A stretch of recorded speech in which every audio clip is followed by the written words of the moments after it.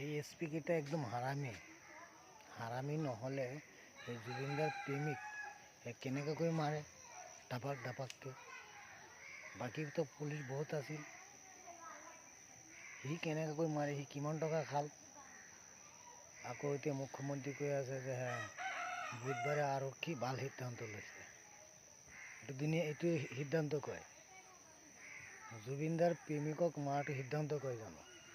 তাৰ বাপেকৰ এছপিৰ বাপেকৰ যদি দম আছে তে শ্যামকানু মহন্তক ৰাজহুৱাকৈ এটা থাপ্পড় দি দেখাওক।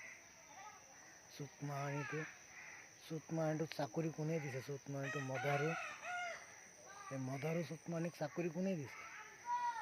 এছপিটোৰ বাপেৰ যদি দম আছে তে জুবিনদাক যে হত্যা কৰিছে শ্যামকানু মহন্ত আৰু তাৰ মেনেজাৰ, এইটো দুটাক ৰাজহুৱাকৈ এটা থাপ্পড় দি দেখাওক।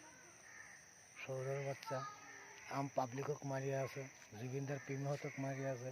চহৰৰ বাচ্চাক পালে কাঁচা মৰিচৰ লগত খাই দিম।